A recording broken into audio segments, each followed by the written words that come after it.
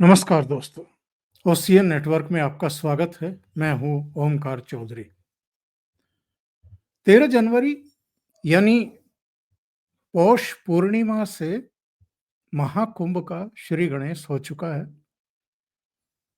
14 जनवरी को दूसरा यानी मकर संक्रांति के अवसर पर शाही स्नान है, पहला शाही स्नान। फिर तीसरा प्रमुख स्नान 29 जनवरी को है, मौनी अमावस्या को। फिर 3 फरवरी को बसंत पंचमी को और 12 फरवरी माघी पूर्णिमा और फिर 26 फरवरी महाशिवरात्रि। लेकिन इस बीच भी कुल मिलाकर के जो एक आकलन है, करीब करीब 40 करोड़ और उसमें प्लस जितने भी आए उतने श्रद्धालु पूरे भारत से और विदेशों से भी प्रयागराज पहुंचने वाले हैं। और आज अनुपम मिश्रा जी वहीं हैं, संगम के तट पर ही हैं। अपने भी प्रोग्राम किए हैं, एक दो हमारे मित्रों हैं के चैनल है उन पर भी वो गए हैं। और अब संक्षिप्त समय है लेकिन मेरे साथ जुड़ रहे हैं, उनको जोड़ करके चर्चा को आगे बढ़ाते हैं। कुछ मुद्दों पर ही हम आज चर्चा करेंगे, बाकी कल किसी समय उनके साथ जुड़ करके बाकी के मुद्दों पर करेंगे। अनुपम जी, बहुत स्वागत है आपका। नमस्कार। नमस्कार सर। अनुपम जी, साइड इफेक्ट तो हमें दिखाई देने लगे हैं महाकुंभ के, जहां सनातनियों का करोड़ों का एक जमावड़ा है, एक आस्था की अलग ही एक गंगा मैया उमड़ती हुई दिखाई दे रही है प्रयागराज की तरफ। और इस समय पूरी रेती में भी जिस तरह की व्यवस्थाएं योगी जी ने की हैं, उनकी सरकार ने की हैं, उन पर हम कल चर्चा कर लेंगे, आने वाले कल चर्चा कर लेंगे। लेकिन जो साइड इफेक्ट की मैं बात कर रहा हूं, जो विरोधी दल हैं वो तो यहां भी सियासत करने से बाज नहीं आ रहे हैं। और मुझे तो कई बार लगता है कि चूंकि दिल्ली में विधानसभा चुनाव है, 5 फरवरी को मतदान होना है, उससे पहले जिस तरीके से ये हिंदुत्व का चोला पहन करके अरविंद केजरीवाल अपने को सनातनी घोषित करने पर आमादा हैं, उनके दिलो दिमाग पर भी इस बात का असर है कि प्रयागराज में इस समय महाकुंभ है, हिंदुओं का, सनातनियों का एक भारी जमावड़ा है। इसके इम्पैक्ट तो कहीं ना कहीं आते ही हैं। देखें विपक्ष का परेशान होना स्वाभाविक है, आप इस तरह समझें। इसके पहले मैंने अभी आज रात में आपके चैनल पे आने से पहले आप तो ये रिकॉर्ड कर रहे हैं कब रिले करेंगे मुझे मालूम नहीं, लेकिन आपके चैनल पे आने के पहले मैंने घूमता आईना जो अपना चैनल है उसमें मैंने एक लाइव शो किया है।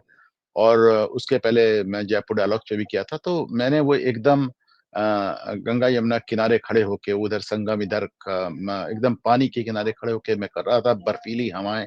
और मैंने उसमें तमाम अपने चैनल में तमाम वीडियोज़ भी दिखाया कि कितना स्वच्छ पानी। और मैं तो बचपन से यहाँ आ रहा हूँ, मैं हमेशा कहता हूँ कि मैं पहली बार अपनी परदादी द ग्रेट ग्रेट ग्रैंडमदर के साथ यहाँ पे आया था। और मैं दशकों बाद इतना साफ पानी और इतना ज़्यादा पानी देखा। और मैं इसीलिए कहता हूँ कि किसी को मेरी बात पे भरोसा करने की ज़रूरत नहीं। अगर 45-50 करोड़ लोग नहाएँगे, तो ज़ाहिर-सी बात है हर आदमी किसी न किसी एक ऐसे व्यक्ति को जानता होगा, जो यहाँ आएगा या आया होगा। तो आप उनसे पूछिएगा, इतना साफ पानी और इसको योगी ने आचमन करके सिद्ध भी कर दिया था। तो और इतनी अच्छी व्यवस्था और कि साहब इतने बड़े स्तर पे, तो अब इसको लेकर विपक्ष चूँकि परेशान है, तो अखिलेश यादव ख़ास तौर पे परेशान है। अब अखिलेश यादव तो दिल्ली चुनाव का हिस्सा नहीं है ना, लेकिन उनका 27 का सत्ताधीश बनने की जो उनकी तमन्ना है, वो फिर से गड़बड़ाती नज़र आ रही है। 2 चुनाव लगातार लोकसभा और 2 हार विधानसभा हारे। अभी इस बार 37 सीट तो ज़रूर पाए, उसके बाद आपने देखा 9 में से 7 सीट हार गए। और मैं मिल्कीपुर में भी पहले से आपके चैनल पे दावा कर चुका हूँ कि मिल्कीपुर अखिलेश यादव हार रहे हैं।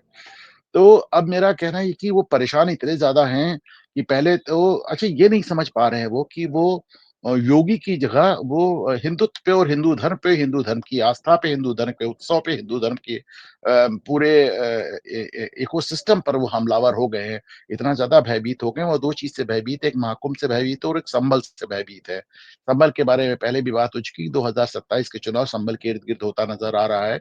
68 तीर्थ निकले हैं, साहब इनको पूरा डेवलप करने जा रही है योगी सरकार। तो 68 तीर्थ को डेवलप करने में तो ही आपको 10 साल लग जाएँगे और उसके बाद वो एक कितना बड़ा एक वो बनेगा हिंदू तीर्थ यात्रियों के लिए कितना बड़ा स्थल बनेगा, जैसे 4 धाम हैं, जैसे मथुरा, काशी और अयोध्या हैं। तो ये जैसे हमारे सारे साउथ के मंदिर हैं, उस तरह बहुत बड़ा एक वो एक तीर्थ स्थल बनने जा रहा है। वो तमाम लोग वो संभल में एक मस्जिद का सर्वे रोकने के चक्कर में उन्होंने पूरी दुनिया को बता दिया कि भगवान कल की कौन है और आने वाले हैं।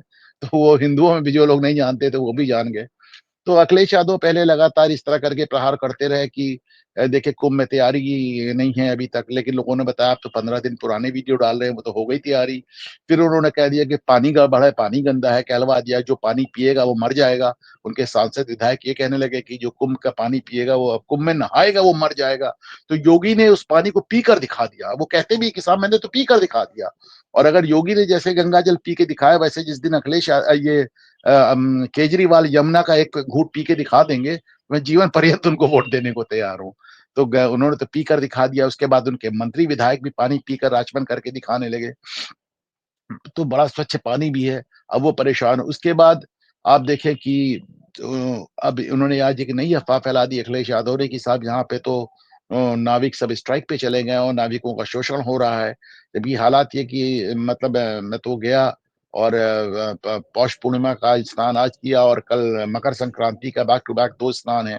तो हालत ये है कि साहब नाविक 5 गुना, 7 गुना, कहीं-कहीं 10 गुना पैसा ले रहा हूँ। मैं तो कहता हूँ कि साहब ऐसे मौके पे अगर नाविक 2 पैसे ज़्यादा कमा रहे हैं तो उनका भी हक है भाई। लेकिन लोग उसको ग्रुप बना के आपस में रेवेन्यू शेयरिंग कर रहे हैं। और एक जो अभूतपूर्व बात मैंने देखी पहली बात कि अगर लाखों लोग, हज़ारों नावें और लाखों लोग, मैंने तो इसकी वीडियो शेयर किया अपने गुप्ता ऐना पे, हज़ारों नावें और लाखों लोग वहाँ पे आ रहे हैं और आप सोचिए कि हर आदमी जितने लोग नाव में बैठते हैं, नाव वाला सबसे पहले उनको निकाल के लाइफ जैकेट देता है। तो आप ये पहन लीजिए। पहली बार मैं देख रहा हूँ कि गंगा जमुना में चलने वाली हर नाव का हर यात्री लाइफ जैकेट पहने हुए है और तैरते हुए पुलिस चौकियाँ हैं और पुलिस सिपाही हैं, सब पूरा इंतज़ाम है और मैंने दिखा है साइबेरियन पक्षी मैंने दिखा है जो 6000 किलोमीटर तय करके यात्रा आए हैं यहाँ पे और नवंबर में आते हैं, मार्च में आते हैं हर साल। तो ये सारी व्यवस्था देखकर लोग परेशान हैं, तो आज उन्होंने ये नाविकों की हड़ताल वाली एकदम गलत बात, एकदम मतलब दूर-दूर तक इसकी कोई गुंजाइश नहीं थी। फिर आपने देखा कि जो तीर्थयात्री कुंभ के लिए निकले हैं, उनकी ट्रेन पे पथराव हो जाता है। इसको देख के तो मैं अपने चैनल पे भी कह रहा था कि गोधरा याद आ गया कि वो कार सेवक लौट रहे थे, आपने उनको ज़िंदा जला दिया। यहाँ पे बेचारे सिर्फ तीर्थ में दर्शन मतलब कुंभ में नहाने आ रहे हैं, तो आपने ट्रेन पे पत्थरबाज़ी कर दी। चंद्रशेखर रावण जैसे लोग अलग बकवास कर रहे हैं, एकदम किस तरह की बात कर रहे हैं कि साहब इससे अच्छा कोई स्कूल बना देते, कॉलेज बना देते, लोगों को रोज़गार दे देते। मैं कई बार कह चुका हूँ कि आज भारत की जो सबसे बड़ी अर्थव्यवस्था है, वो मंदिरों, तीर्थयात्रियों, तीर्थ यात्राओं के इर्द-गिर्द घूमती हुई अर्थव्यवस्था है। मैं लोगों को याद दिलाना चाहता हूँ कि पिछले कुंभ मेले में सरकार की जेब में केवल रेवेन्यू के रूप में 1,60,000 करोड़ रुपया गया था। तो अगर 1,60,000 करोड़ रुपया सरकार की जेब में गया था, तो ओंकार सर आप सोचें कि कितना दुकानदारों ने बनाया होगा, कितना ड्राइवर्स ने और रिक्शे वालों ने और कैंप वालों ने और खाने वालों ने और पूरा इकोनॉमी में कितना पैसा कम से कम 50 लाख करोड़ रुपया लोगों की जेब में गया होगा, तब 1 लाख करोड़ रुपया, 1.5 लाख करोड़ रुपया सरकार की जेब में आया होगा और इस बार तो उसका भी कई गुना होने जा रहा है। तो ठीक है, वो घबराहट समझ में आती है, लेकिन जिस तरह अखिलेश यादव योगी के डर से हिंदू धर्म पे और हिंदू तीर्थ पे, हिंदू मौके पे, हिंदू तीज त्योहार पे, हिंदू कुंभ पे हमलावर हैं, वो भी देखिए ये कुंभ बड़ा कुंभ है, इसको महाकुंभ इसलिए 144 साल बाद कहा जा रहा है कि हर 144 साल में ग्रहों का योग वही बनता है जो सागर मंथन के समय बना हुआ था, समुद्र मंथन के समय जो बना था। क्योंकि समुद्र मंथन से अमृत निकला था और अमृत की बूंदें जहाँ-जहाँ पड़ी वहीं कुंभ होता है। तो समुद्र मंथन के समय जो ग्रहों का योग था वो हर 144 साल में आता है। तो वही वो इस बार योग है, तो बड़े बड़े सौभाग्य की बात है इस समय जो है और मैं तो लोगों से कहता हूँ दर्शन भी कर लें, गंगा के लिए तो कहते हैं गंगे गंगे तब दर्शनात् मुक्ति अगर दर्शन भी कर लें, तो उससे मुक्ति है।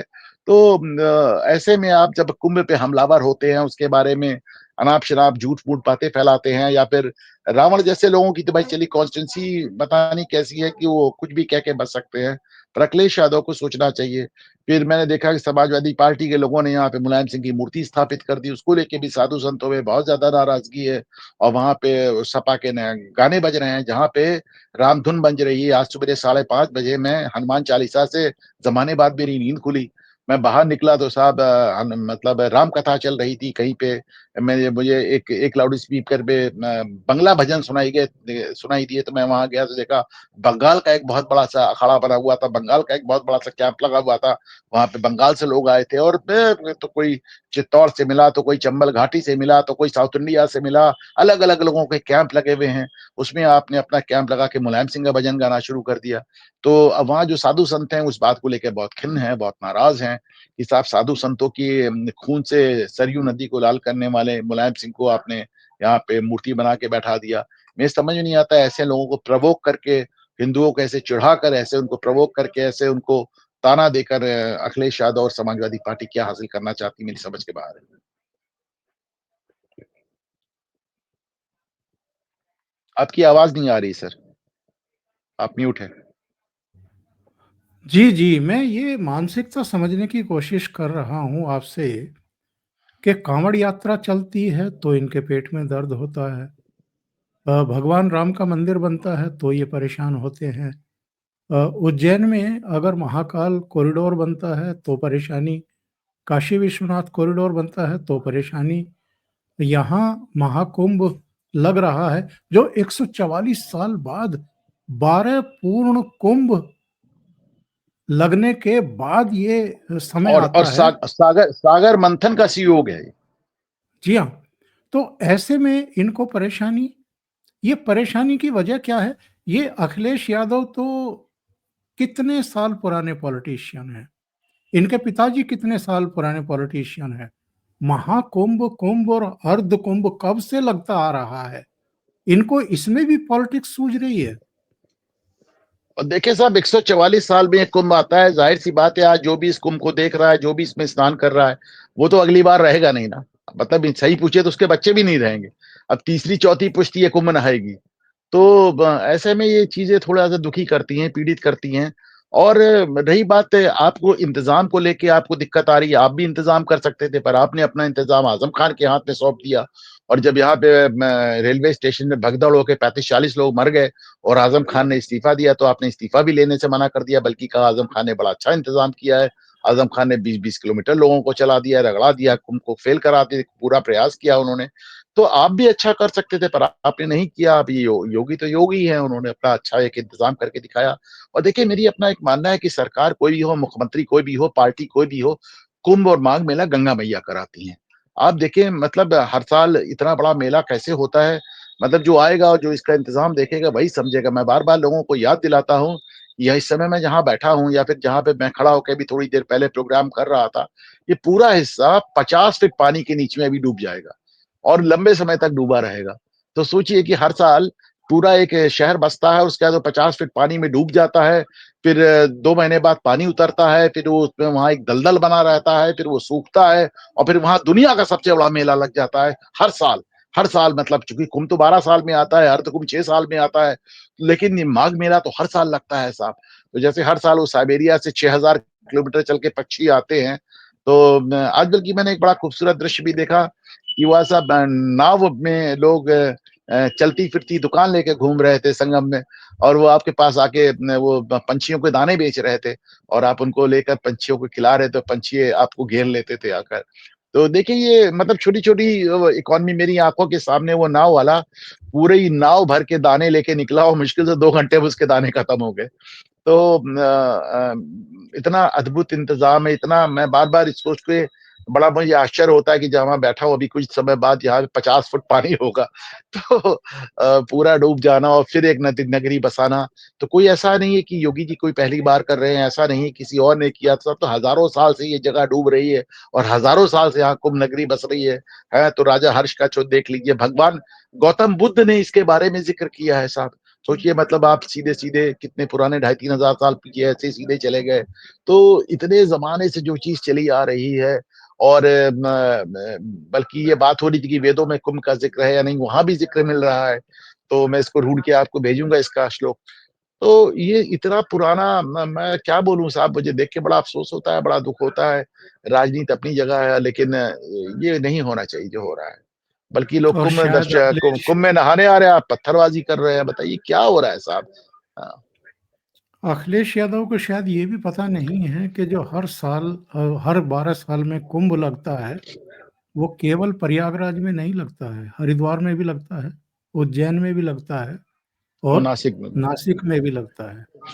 तो 4 अलग-अलग राज्यों में लगता है। पहले चलो हरिद्वार उत्तर प्रदेश का ही हिस्सा था, लेकिन अब तो वो भी दूसरे राज्य का हिस्सा है। तो इनको क्या ये बेसिक समझ नहीं है कि ये इतना पुरातन है, इतना सांस्कृतिक है, इतना सनातनियों का आस्था और विश्वास है कि ये अगर इस तरह की हरकत करेंगे तो इनको नुकसान ही होगा, इससे कोई फ़ायदा तो होने वाला है नहीं। कुंभ मेले में मुलायम सिंह की मूर्ति लगा के मुलायम के भजन गाने से क्या फ़ायदा होगा? पर बात सिर्फ़ अखिलेश यादव की नहीं, मैं राष्ट्रीय जनता दल को भी बहुत हमलावर देख रहा हूँ, लालू यादव की पार्टी को बहुत हमलावर देख रहा हूँ, चंद्रशेखर रावण जैसे लोगों को बहुत, कुल मिला के विपक्ष में सिर्फ़ एक नेता हैं, जिन्होंने कभी किसी आस्था का अपमान नहीं किया, वो मुझे मायावती लगती हैं।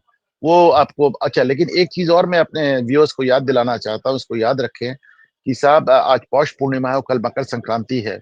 तो प्रधानमंत्री नरेंद्र मोदी, मुख्यमंत्री योगी आदित्यनाथ और भाजपा से जुड़े हुए नेताओं के अलावा पूरे देश में किसी भी विपक्ष के नेता ने हमको ना पौष पूर्णिमा की शुभकामनाएँ दी और ना ही मकर संक्रांति। अनुपम जी बहुत-बहुत धन्यवाद। मैं जानता हूँ आपकी आज की व्यस्तता क्या है। कल आपसे ज़रूर बात करेंगे, इस मुद्दे पर 2 डिटेल बात ढाई करेंगे। ढाई ढाई करोड़ लोग नहा चुके हैं ओंकार से। आप क्या समझिए बात कि है! क्या बात! बैक टू बैक 2 स्नान हैं, पौष पूर्णिमा और उसके बाद मकर संक्रांति। आप मान के चलें कि कल रात से स्नान शुरू हो गया, परसों सुबह तक स्नान होता रहेगा। कम से कम 5 करोड़ लोग नहा चुके होंगे इसमें, आप सोचिए। ये मामूली बात इससे नहीं है। बड़ा और जो इससे बड़ा अच्छा और मुझसे जो सफल आयोजन क्या हो सकता है? अरे मतलब ये दुनिया का, मानवता का सबसे बड़ा मेला है। किसी भी जगह दुनिया में, इतिहास में कभी भी इतने ज़्यादा लोग किसी भी मकसद से, किसी भी प्रयोजन से, किसी भी युद्ध से, किसी भी पूजा के लिए एक साथ इतने लोग एक साथ इकट्ठे कभी नहीं हुए। यानी परसों सुबह तक एक ऑस्ट्रेलिया डुबकी लगा चुका होगा प्रयागराज की गंगा मैया में। बहुत-बहुत धन्यवाद और अनुपम जी। Thank you. मेला खत्म होते-होते 20 ऑस्ट्रेलिया। बिल्कुल, बिल्कुल, बिल्कुल। हाँ, thank you sir. Thank you so much. Thank you sir, नमस्कार। Thank you sir. नमस्कार सर।